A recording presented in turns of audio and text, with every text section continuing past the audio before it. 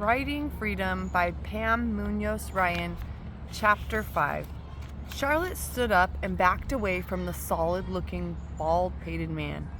"What are you doing in my stable?" he said. I need a place to sleep, I'm sorry," said Charlotte. "You the one who cleaned my stalls?" "Yes, sir." He lowered the pitchfork and looked at Charlotte closely. She reached down and grabbed her cap and pulled it on. "You're a scrawny-looking thing," said the man. "Yes, sir." "You live around here?" "I just moved to these parts. I'm looking for a job." "Where are your folks?" he asked. They live out past town. We're on hard times, so they sent me out to find work." "How'd you get in here?" "I helped the stage driver bed his horses." "Well, I don't need any help. You need to get on home." Charlotte wanted to say that she didn't have a home. She wanted to say that she was on her own, that she needed help. But she knew she couldn't say those things. She didn't know this man. He might turn her into Mill Shark for all she knew. I'll work for free if I can sleep and eat here. I can soap those bridles for you, make them look like new." The man rubbed his hand over his bald head. "I'm the best groomer around. I can ride and I can..." His face softened. "Well, you did a right smart job on the stalls. The bridles are pretty pitiful. I could use a bit of help, but I'm moving my stables to Rhode Island in a few months. Providence. So don't be getting any ideas about staying long. You can sleep in the loft since you're already doing it. I've been mucking and raking for weeks without a boy, but I don't tolerate no trouble." "No, sir," said Charlotte. "Name's Ebenezer Balch. Go on over and eat at the cafe. Tell him I sent you, then come back and get to work. You sure are scrawny for a grown boy." Ebenezer told her that he'd gone through more stable boys than he cared to count and that they'd all been as lazy as pigs. Charlotte was determined to show him that she was reliable. She put in long hours in the busy stable, cleaning stalls, forking hay, and grooming and feeding the horses. She was the first one up in the morning and the last in bed at night. If there was time, she mended harnesses without being asked. She kept thinking that just maybe, if she worked hard enough, Ebenezer would need help in Rhode Island. But more than that, she loved the horses, always talking and clucking to them like they were her babies. Before long, she could coax even the stubborn ones to do almost anything, with just the murmurings of her voice.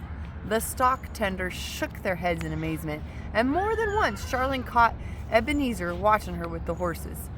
She'd been there several months when he came into the tack room. He looked unhappy. "Charlie, sit down." Charlotte knew what was coming. All the preparations had been made to move the business. An uncertain fear crept over her. What would she do after Ebenezer left? Ebenezer cleared his throat and said, "A man was in town this morning telling about a runaway girl from an orphanage all the way over in New Hampshire. Said she might have drowned in the river, but might have lived too. He's going up and down the stage line looking for her. Want to know if I knew anything about her, 'cause hear tell she's real good with horses. She come up missing about the time you showed up here. You know anything about her?" Charlotte looked down at the bridle she held in her hands. She felt the blood draining from her face. No, sir," she said. She didn't like lying to Ebenezer. "Well, I told him I never seen or heard nothing. He wanted to know if I had a stable boy. I didn't like the looks or the sounds of him one bit. Said he was ready to punish the girl and wanted to find her in the worst way. Acted like he wanted to come poking around my stables. I told him there ain't no use, that all I had around my place was top-notch stock tenders. Ain't that right?" "Yes, sir," said Charlotte. "Anyhow, ain't been no girls around here, has there?"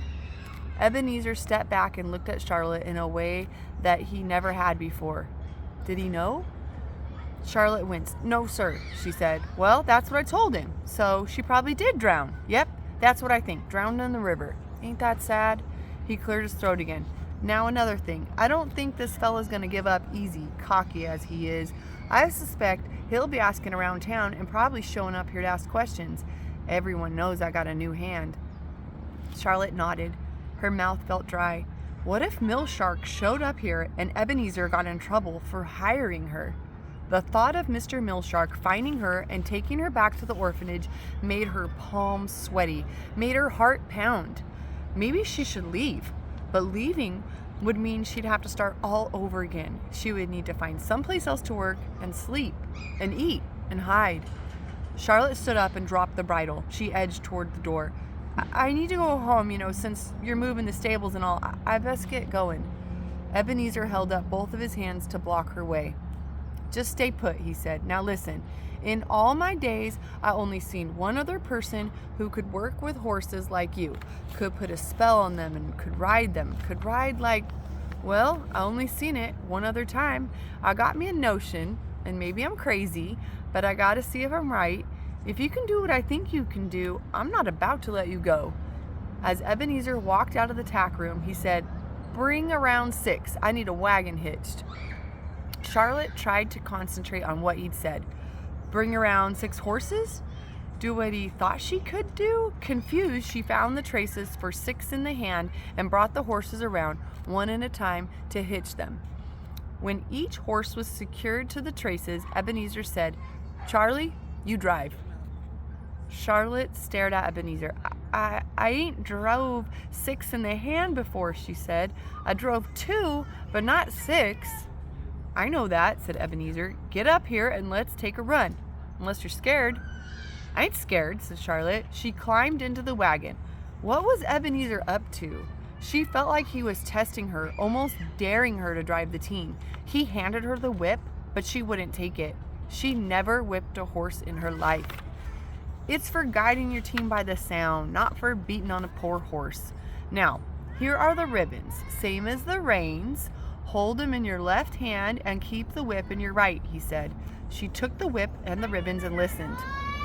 Each of these pairs of ribbons controls 2 horses, so when you're driving 6, you're holding 3 pairs of ribbons. It ain't as easy as it looks. Here's the pressure brake on the right. Use your foot to work it.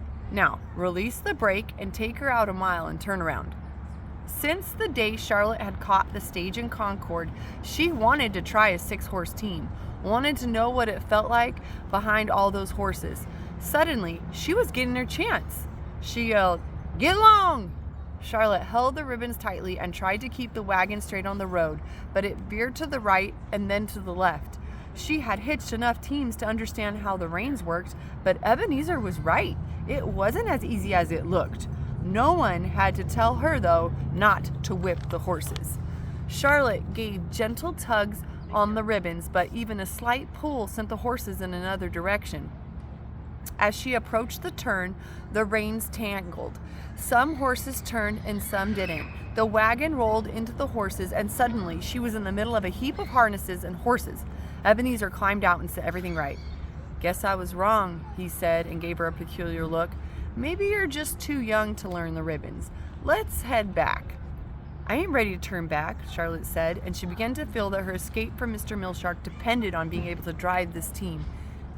Ebenezer climbed back in, and Charlotte set out. With a steadier hand, she pulled the horses back on course. She tried another turn and again muddled the horses and wagon. Ebenezer got out and straightened the lines. Before he could say anything, Charlotte reached for the reins. "I can do it," she insisted. Charlotte took the reins again and again, although she continued to get jumbled up in the turns. With each run, she felt an exhilaration that she had never felt before. Here were 6 strong horses waiting for her commands. Her tugs on the reins to tell them which way to go, she yelled "Ha!" and "Gee!" to get them to bear left and right, like she did when she was riding 1 horse or driving 2. She wished Hayward could see her, and Vern. Vern would have never let her get out of that wagon until she figured out the turns.